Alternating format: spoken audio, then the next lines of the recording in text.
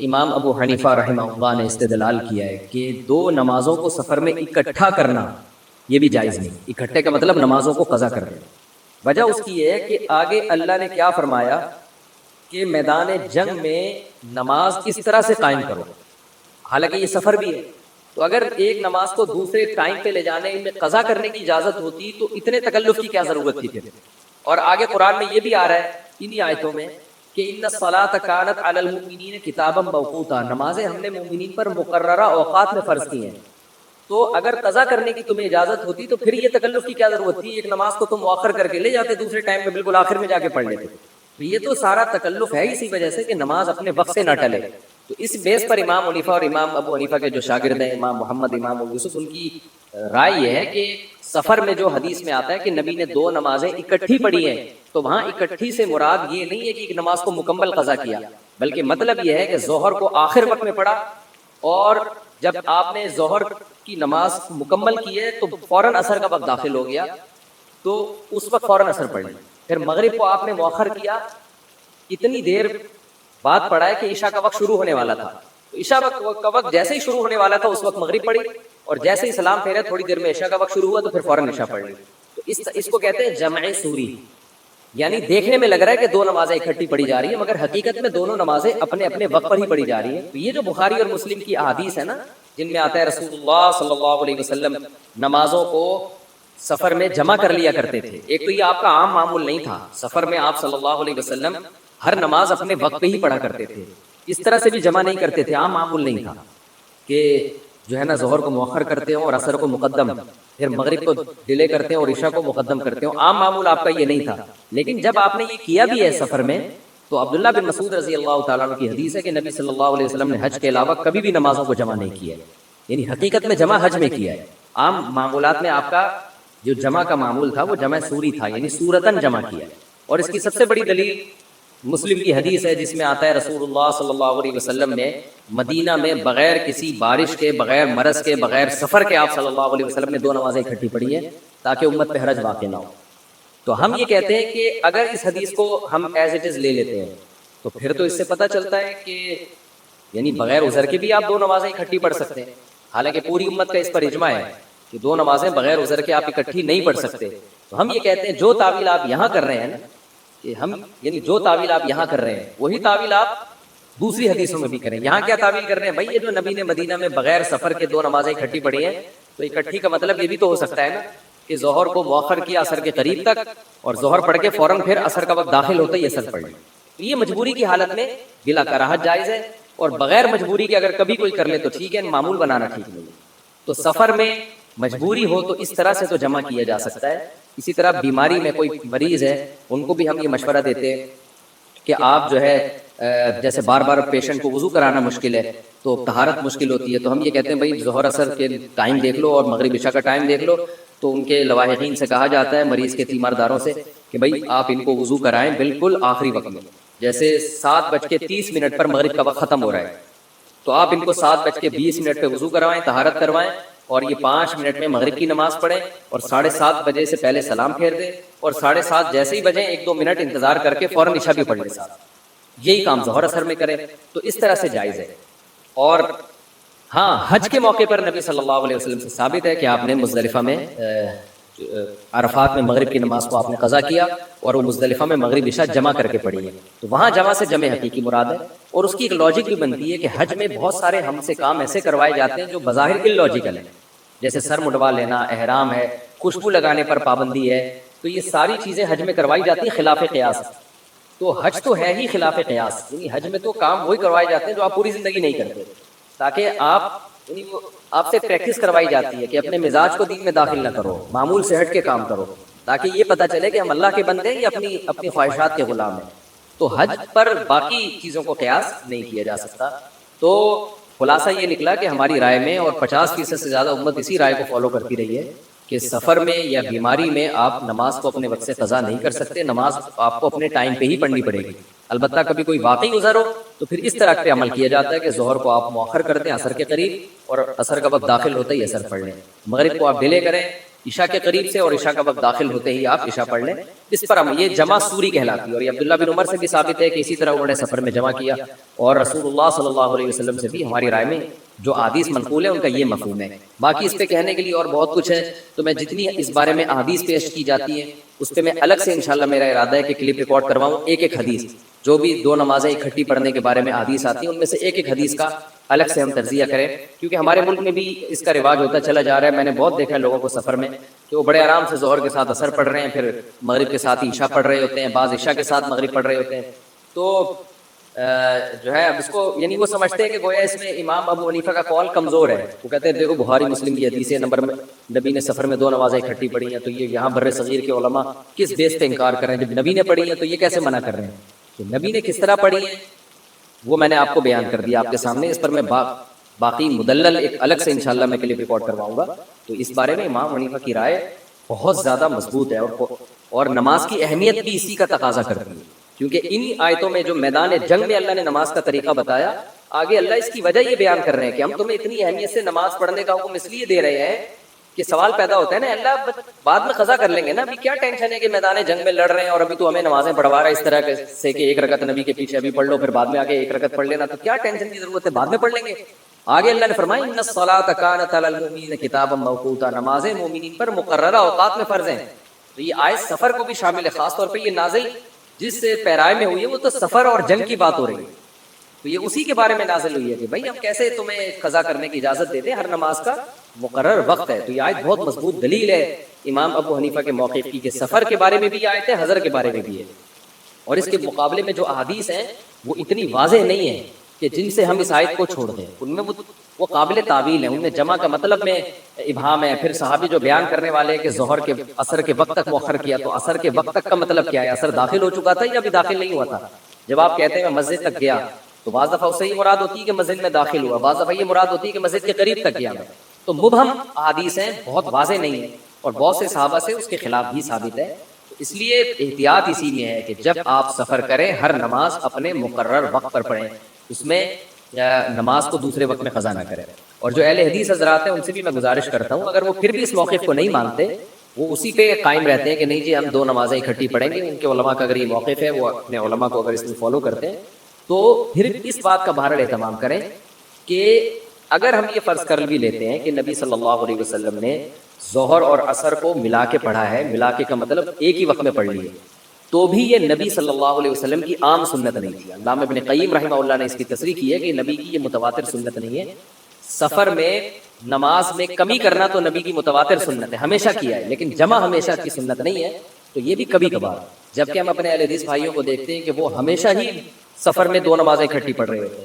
یہ تو خود نبی کی سنت کے بہرحال خلاف ہے, علماء کی تصریح کے مطابق اور نبی کے عمل کے مطابق. اور آخر میں احناف کے موقف کی ایک دلیل اور بھی دینا چاہتا ہوں امام حنیفہ کے موقف کے مضبوط ہونے کی, کہ وہ دلیل نظر کہلاتی ہے, یعنی عقلی دلیل, کہ اسلام نے سفر میں 4 رکعتوں کو 2 کر کے آسان کر دیا. اس کی بنیادی وجہ یہی ہے کہ آپ قضا نہ کریں نماز, کیونکہ 4 پڑھنے میں اس کا امکان ہے کہ آپ کہیں بھائی میرے پاس ٹائم نہیں ہے, ٹرین نکل رہی ہے, جہاز نکل رہا ہے, یہ ہو رہا ہے, وہ ہو رہا ہے, تو آپ یہ کہہ کے چاروں چھوڑ سکتے تھے, یا آپ تھکے ہوئے ہیں, ٹینشن میں, تو اللہ نے 4 کی 2 کر دی. یہ 2 کی ہی اس لیے ہے تاکہ آپ کے پاس قضا کرنے کا عذر نہ رہے. تو اس کے بعد پھر مزید قضا کرنے کی اجازت دینا اور دوسرے وقت میں پڑھنے کی اجازت دینا, یہ خود خلاف قیاس ہے. کہ 4 کے 2 کرنے کی جو حکمت تھی وہ حکمت اس میں فوت ہوتی نظر آ رہی ہے. یہ بھی ایک مضبوط دلیل ہے کہ بھئی 4 کی 2 اس لیے تو کی ہے کہ تاکہ آسانی ہو جائے, پھر اس آسانی میں مزید آسانی کے نماز قضا کرنے کی اجازت دے دی جائے آپ کو, تو یہ عقل سے بعید معلوم ہوتی ہے یہ بات. یہ بھی ایک اس مسلک کے مضبوط ہونے کی ایک مضبوط دلیل ہے. بہرحال مسئلہ اختلافی ہے, اگر کسی مسئلے میں فقہا کا اختلاف ہو جائے تو کسی ایک جانب میں غلو کرنا بہرحال جائز نہیں ہے. میرا مقصد صرف یہ بتانا تھا کہ یہ جو ہمارے ہاں مشہور ہے, اور بہت سے اسکالرز کہتے ہیں کہ امام حنیفہ کا موقف دلیل کے لحاظ سے اس بارے میں بالکل کمزور ہے. اتنی ساری حدیثیں جن میں آتے ہیں نبی نے 2 نمازیں اکٹھی پڑھی ہیں, اور یہ پتہ نہیں کیوں بر صغیر کے علماء اس کو مانتے نہیں ہیں. تو میرا مقصد صرف اس بات میں یہ بتانا ہے کہ بر صغیر کے علماء کے موقف کے مضبوط ہونے کے بہت مضبوط دلائل ہے. یہ بتانا ہے, کسی دوسرے کے مسلک پہ طنز نہیں ہے. کوئی پھر بھی اگر شافعی فقہ کو فالو کرتا ہے یا حنبلی فقہ کو فالو کرتا ہے اور اس کو وہ صحیح لگتا ہے تو ٹھیک ہے, اس پر عمل کرے, لیکن دوسرے پہ طنز نہ کرے. ہمیں یہ موقف دلیل کے لحاظ سے بہت مضبوط معلوم ہوتا ہے. پھر تفصیلی کلپ انشاءاللہ میں کسی اور جگہ ریکارڈ کرواؤں گا. یہ تفسیر میں اس کا موقع نہیں ہوتا کہ اختلافی مسائل میں اس طرح سے ایک ایک چیز کو, کہ وہ تو بہت لمبی بات ہو جاتی ہے پھر, تو یہ تفسیر میں اس کا موقع نہیں. تو آگے اچھا یہ بات ہوئی تھی. دوسری بات ہمیں یہ پتہ چلتی ہے کہ اسی تفسیر میں کہ اسلحہ کی اسلام میں کتنی ویلیو ہے. قرآن بار بار کہہ رہا ہے کہ نماز کی حالت میں بھی اسلحہ اٹھا کے رکھیں, اور آج دیندار لوگوں کی حالت دیکھیں, ہر بات ان لاجیکل کریں گے. یعنی اسلام احتیاطی تدبیروں کا ہمیں حکم دے رہا ہے ان آیتوں میں, اور گراؤنڈ ریئلٹی کو دیکھ کے ہمیں چلنے کا حکم دے رہا ہے. آج لوگ کہتے ہیں نماز سے سارے مسئلے حل ہو جائیں گے, ہمیں کچھ کرنے کی ضرورت نہیں. اگر سارے مسئلے نماز سے حل ہو رہے ہوتے تو صحابہ کو میدان جنگ میں ایک رکعت پڑھ کے دشمن کے سامنے کھڑے ہونے کا حکم کیوں ہوتا؟ نماز کی حالت میں قرآن ان کو حکم کیوں دیتا کہ چاروں طرف نظر رکھو؟ بلکہ قرآن تو کہتا ہے بھائی تم نماز پڑھ رہے ہو, تم اللہ کے حکم میں لگے ہوئے ہو, میں تمہاری حفاظت میں لگا رہا ہوں. نماز ہی تمہیں ہر چیز سے بچا لے گی. نماز بچاتی ہے بشرطے کہ آپ دوسرے اسباب بھی اختیار کریں. ان اسباب سے غافل ہونے کی آپ کو قطعاً اجازت نہیں. حدیث میں آتا ہے کہ نماز میں کوئی سانپ نظر آئے تو مارو اس سانپ کو. یہ نہیں ہے کہ آپ نماز میں ہیں تو اب چونکہ آپ اللہ کے لیے سامنے کھڑے ہوئے تو اللہ بچائے گا, اب سانپ بھی آپ کو کچھ نہیں کہہ سکتا. سانپ بھی دیکھتا کہ یہ نمازی ہے یہ بے نمازی ہے, سانپ کا کام ہے کاٹنا. تو اسلام آپ کو ان لاجیکل کاموں کا حکم بالکل بھی نہیں دیتا. لیکن ہمارے ہاں مذہبی طبقے کا ایسا لگتا ہے کہ بات ہی ان لاجیکل کرتے ہیں, یعنی شروع لاجک کے بغیر اور ختم بھی لاجک کے بغیر. میری تو بحثیں ہوتی رہتی ہیں صبح شام, ہر بات میں ان لاجیکل. اسباب کو تو ایسا سمجھتے ہیں کہ گویا یہ اختیار کرنا کفر ہے, یہ توکل کے خلاف. اسی وجہ سے مسلمان تنزل کی طرف جا رہا ہے اور غیر مسلم ترقی کر رہا ہے, کیونکہ وہ گراؤنڈ ریئلٹی کو دیکھ کر فیصلے کرتے ہیں, وہ اسباب اختیار کرتے ہیں, اور ہم یہ سمجھتے ہیں کہ اسباب نہیں اختیار کیے جائیں گے. تو ہمیں اسباب بھرپور اختیار کرنے اور عبادت کی طرف بھی ہم نے توجہ دینی ہے. ان آیتوں سے ہمیں یہ بھی پتہ چلتا ہے. سورہ بلد کی ان آیات میں اللہ تعالیٰ نے اسلام اور انسانیت کی خدمت,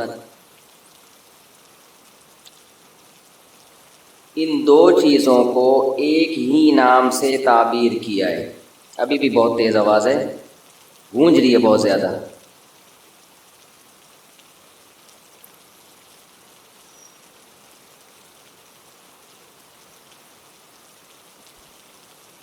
وما ادراک ما العقبہ. قرآن میں اللہ تعالیٰ کا ارشاد ہے کہ اللہ نے انسان پر بہت ساری نعمتیں دیں انسان کو, لیکن انسان مشکل راستے کو اختیار نہیں کرتا, وہ عیش میں آسانیوں میں لگا رہتا ہے. جب بھی کوئی آپ پر احسان کرے تو غیرت کا بھی تقاضا ہے اور حمیت کا تقاضا ہے کہ انسان اس کا شکر ادا کرے. شکر ادا کرنے کا ایک درجہ تو یہ ہے کہ انسان زبان سے کہہ دے آپ کا شکریہ, لیکن اصل شکر یہ ہے کہ جب اسے ضرورت ہو تو آپ اپنی خواہشات کو پیچھے رکھے, اس کی ضرورت کو اپنی ضرورت پر ترجیح دیں.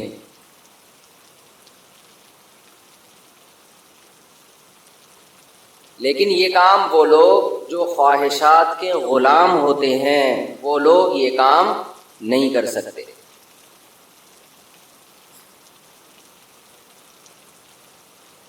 ابھی جو ہمارا سفر ہوا سیلاب زدگان کے لیے, اس میں ایسے ایسے واقعات سامنے آئے بھوک کے کہ انسان ان واقعات کو دیکھ کر اپنی آنکھوں پہ قابو نہیں رکھ سکتا. ہماری ایک ٹیم بلوچستان کی طرف گئی تھی, ایک اندرون سندھ. پچھلے سفر میں اندرون سندھ کی طرف, اس دفعہ پنجاب کی طرف تھا. تو جو ٹیم اس دفعہ سندھ گئی, ایسے ایسے بچوں سے ملے جو 2-3 دن سے بھوکے تھے. ماں سے بچھڑ گئے, باپ سے بچھڑ گئے, فیملی سے بچھڑ گئے. بتاتے ہیں کہ ہمارے ہاتھ سے چاول کا شاپر گرا تو وہ نیچے مٹی سے اٹھا کے کھانے لگے.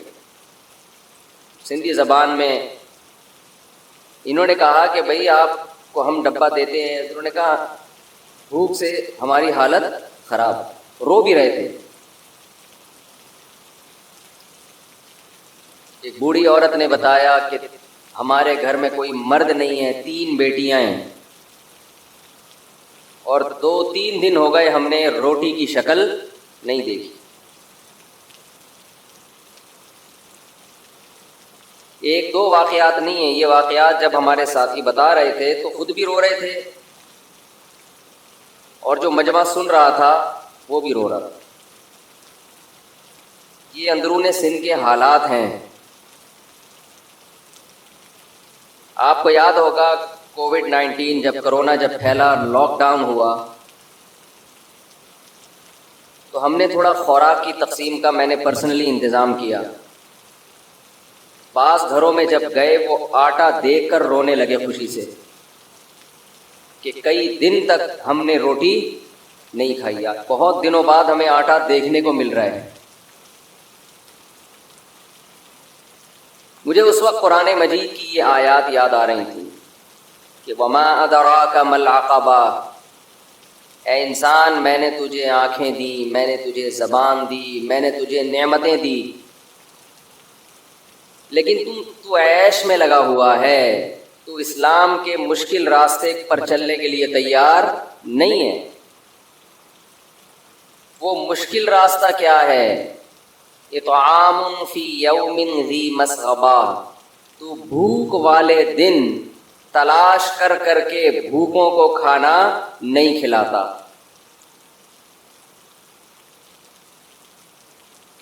قرآن میں اکثر جگہوں پہ اطعام کا لفظ ہے, کھانا کھلانے کا. آج اس سفر میں اس کھانا کھلانے کی اہمیت سمجھ میں آئی کہ انسان کی سب سے بڑی ضرورت بھوک ہے, اس کو پورا کرنا ہے. ایک طرف بڑی بڑی دعوتوں میں بھی جانا ہوا, کھانا اتنا سا ہوتا ہے اور نکالا اتنا جاتا ہے برتن میں, اور ایک طرف ان لوگوں کو بھی دیکھنا نصیب ہوا جن کو کئی کئی ہفتوں سے پیٹ بھر کے کھانا میسر نہیں ہے. سندھ کے ان حالات میں جہاں ان مظلوموں کے لیے خون کے آنسو رونے کو دل کرتا ہے, وہاں ان ظالم سندھ کی حکومت کے لیے بھی دل چاہتا ہے کہ آدمی الٹے ہاتھ سے بد دعائیں کرے.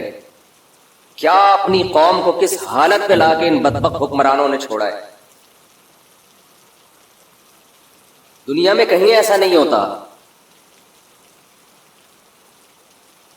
کس نے سندھ کی یہ حالت کی ہے؟ کس کا کنٹرول رہا ہے سندھ میں ہمیشہ سے؟ حادثات 2 قسم کے ہوتے ہیں. ایک حادثہ جو قدرت کی طرف سے ہو, جس سے نمٹنے کا, جس کو روکنے کا انسانوں کے پاس کوئی انتظام بولو نہیں ہوتا. زلزلہ آ گیا, یہ قدرتی آفت ہے. ایک حادثہ وہ ہوتا ہے کہ جو آپ کی بدعمالیوں کا نتیجہ ہوتا ہے. یہ پہلے سے محکمہ موسمیات کی پیش گوئی تھی کہ اس دفعہ بارشیں معمول سے بہت زیادہ ہوں گی. کوئی اچھمبا نہیں ہوا کہ ایک دم اچانک سے کوئی اللہ کا قہر یا اللہ کا غضب آ گیا ہو. ہم اس سفر میں بار بار دعا کر رہے تھے کہ اللہ تیرا کتنا کرم ہے, تو نے ہمیں سندھ کا حاکم نہیں بنایا. ہماری بخشش کا تو چانس ہی ختم ہو گیا تھا ان بھوکوں اور ان قسم پرسوں اور غریبوں کو دیکھ کے, جن کو دیکھ کے آنسو نہیں رک رہے. ان کی قسم پرسی اور ایسے پتہ نہیں کتنے ہوں گے, کتنے تو بھوک سے مر چکے ہوں گے. آپ ذرا 2 دن کھانا پینا چھوڑ کے دیکھیں کیسا انسان تڑپتا ہے. ہمارے ایک دوست نے بتایا کہ وہ کسی قیدی سے ملے, جنگ کے دوران قید ہوا. جب رہا ہو کر آیا تو اس قیدی نے اپنی کارگزاری سنائی کہ مجھے جیل میں, جنگی قیدی تھا تو جیل میں کھانا پینا میسر نہیں تھا، بھوکا رکھا گیا۔ تو اس قیدی نے بتایا، اچھا یہ بات قیدی نے بتائی کیوں؟ وہ قیدی یہ کرتا تھا کہ ان کے ساتھ جب ہوٹل میں کھانا کھانے کے لیے جاتا تو جو بچی ہوئی روٹیاں تھیں نا، لوگوں نے بچائی بھی ہوتی تھی، وہ روٹیاں کھاتا، نئی روٹی نہیں منگواتا، حالانکہ مالدار آدمی تھا۔ جو روٹیاں کھانے میں بچ جاتی ہے نا، کسی کی پلیٹ میں دیکھا روٹی بچ گئی ہے تو گیا اٹھ کے وہاں سے وہ روٹی لے کر اپنی پلیٹ میں رکھی اور کھانا شروع کر دی۔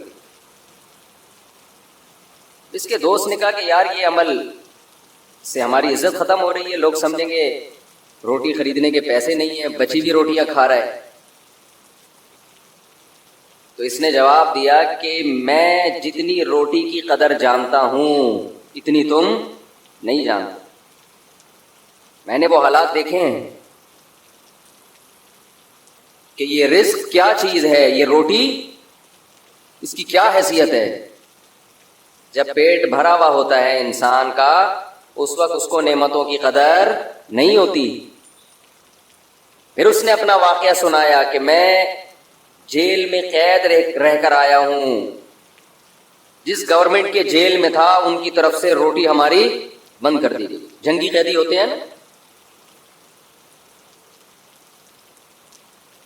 کہنے لگا کہ بھوک سے یہ حالت ہوئی ہماری سب قیدیوں کی کہ کچھ دن کے بعد ہمیں ایک پیپر نظر آیا جس پہ بسکٹوں کا چورا پڑا ہوا تھا، کسی نے بسکٹ کھا کے کہیں ایسے پھینک کے چلا گیا، تو اس پیپر کے اوپر بسکٹوں کا تھوڑا سا چورا۔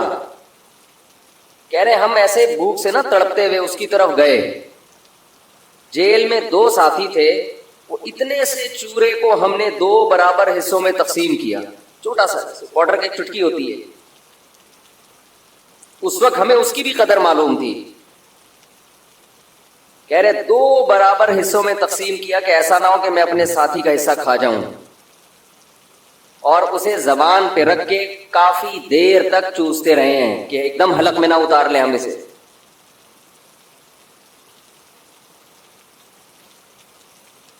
تو جن غریبوں کی، جن بھوکوں کی آہ بھوک کی وجہ سے نکلتی ہوگی، اور ایک طرف وہ حکمران ہے جو پیٹ بھر کے کھا رہے ہیں، زکاتیں بھی کھا رہے ہیں، حرام بھی کھا رہے ہیں۔ وَلَا تَحْسَبَنَّ اللَّهَ غَافِلًا عَمَّا يَعْمَلُ الظَّالِمُونَ، اللہ کہتے ہیں اللہ کو ہرگز غافل مت سمجھنا، ظالم جو کچھ کر رہے ہیں اللہ اس سے غافل نہیں ہے۔ کیسے عیاشی؟ تو میں یہ کر رہا تھا، ایک حادثہ وہ ہوتا ہے جو قدرت کی طرف سے ہوتا ہے، یہ وہ حادثہ ہے جو ہمارے حکمرانوں کی کوتاہی کی وجہ سے ہے۔ کئی مہینوں سے پیش گوئیاں ہو رہی تھیں کہ اس دفعہ بارش توقع سے بہت زیادہ ہوگی، بہت عرصے سے پیش گوئیاں ہو رہی تھیں۔ 2011 میں بارش سے سندھ تباہ ہو چکا تھا، تو آپ مجھے بتاؤ سندھ کے حکمرانوں کی ذمہ داری تھی نا کہ پہلے سے اس کا انتظام کریں، بتاؤ تھی یا نہیں تھی؟